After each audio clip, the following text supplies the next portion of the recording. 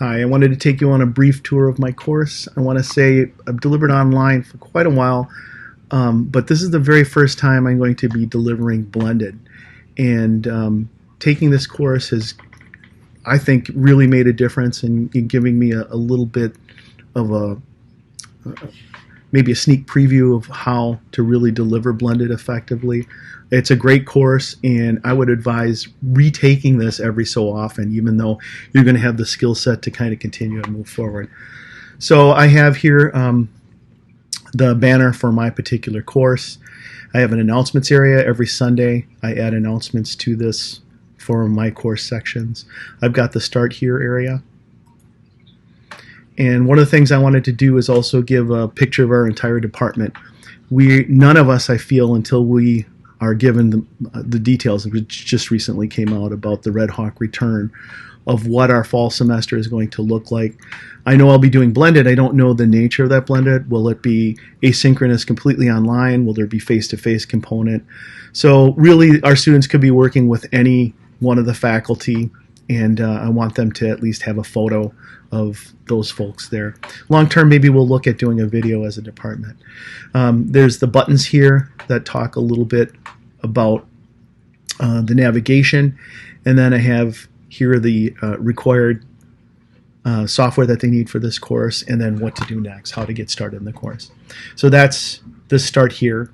In the instructor info, I've put a sort of short jump cut video, and then I put all the detailed information for how they can reach me.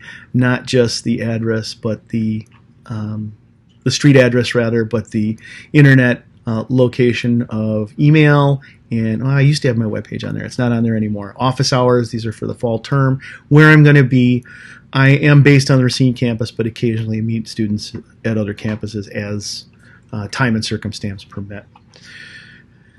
Also beneath here, I put a link, even though it's in another place, to my Zoom meeting. It's just nice to have it there in case a student wants to meet with me as well after looking at my instructor information. And it's just a simple link. So if they click here, they'll be able to go to that link.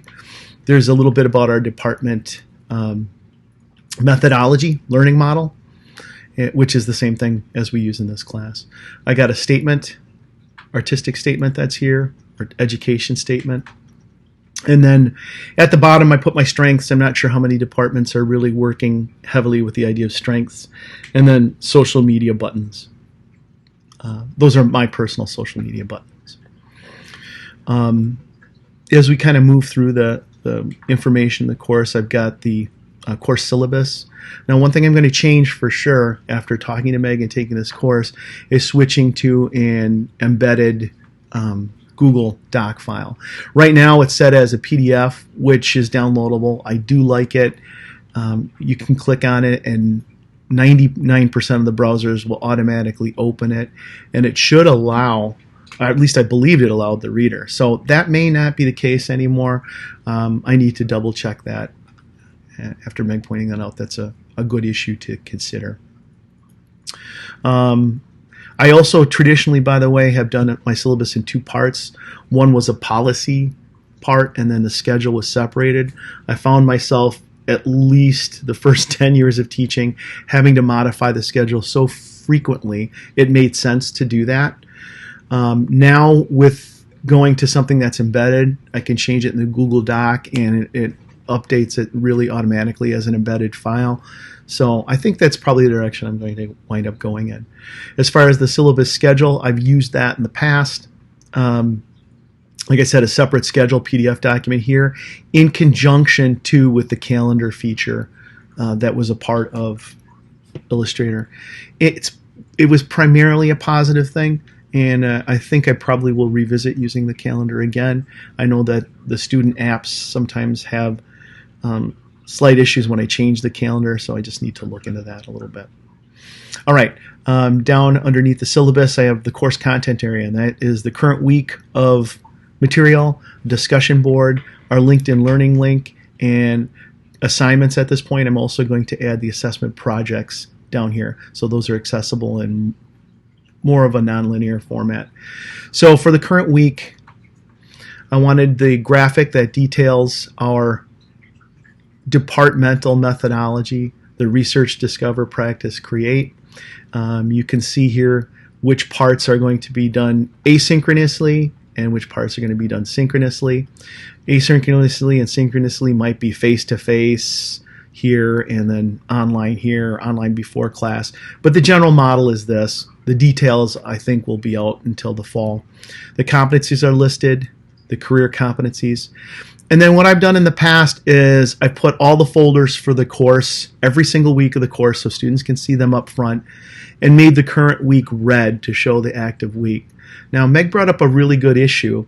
I need to double check all of these against accessibility to make sure there's no impedance for color blindness.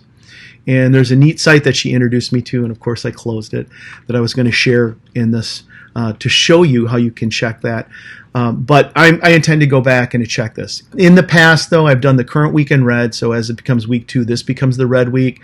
This one will fade to a gray, but it's still accessible to students, so they can still open it and go back to previous weeks. One of the things about closing folders is if you get a student who gets a little behind, sometimes it just snowballs if the folders close.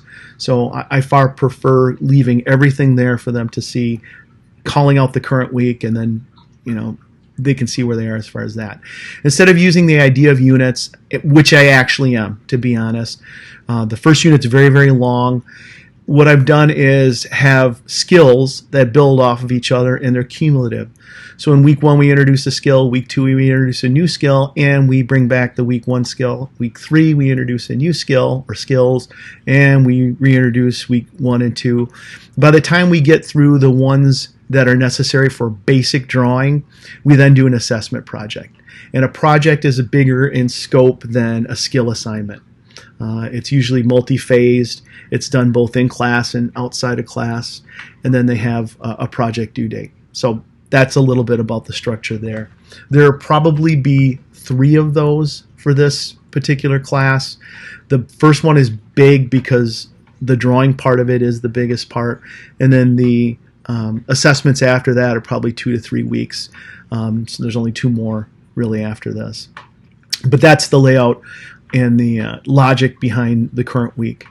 I've got access to the discussion boards here, and a great idea that I got from Meg is to put pictures here. I don't know why I never did that before as a graphic person, but the idea of putting pictures there, it just makes so much sense. So we've got that with the discussion board.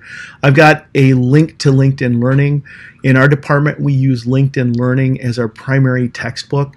It saves the students hundreds of dollars over the course of 2 years. The material is also frequently updated, so they go through a 6-month to 8-month upgrade cycle, so it's always fresh. I don't have to wait for a published date. It's a great idea. So if you can digify your textbooks or references, I highly encourage that.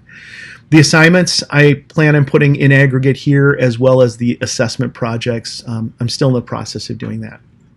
So for our resources area, we've got our Zoom meeting room again. I've got a course FAQ that I put together, and really my course FAQ is just a discussion board that I roll over from previous semesters. So it's kind of nice. It becomes this living document, and each new semester, the previous students' names are listed as anonymous, which I don't mind. But then it just kind of adds constantly the document. Previously, I had used a wiki. I actually like the using a discussion board and rolling it over for the FAQ a little bit better. It's up to you, though, as to how you want to work that.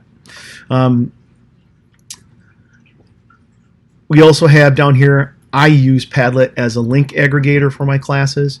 You can see that I have tons of links in the process of showing people how to use these programs that are very, very technical. And students contribute to these links.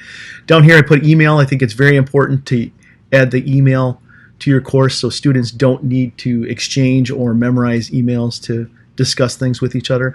I also like the fact that it does sort of have a traceable path through Blackboard in case there are any issues that pop up as far as students emailing other students. We got the Panopto video here. And I don't know how many departments have social media presences. It's not really a requirement, But for graphic comm, I put all our social media links as a department here. So you can go to the GTC website for graphic comm. You can go to our departmental website, which we use for design show each year. You can go to our Facebook department page, and that's completely optional. There's nothing, no contents in Facebook that students need to be a part of. Oftentimes, though, they elect to be a part of it, as long as we respect our social media rules. There's Instagram, and then there's Flickr there. That's pretty much it. I don't know if anybody has any questions. Please feel free to ask me, but that is my show.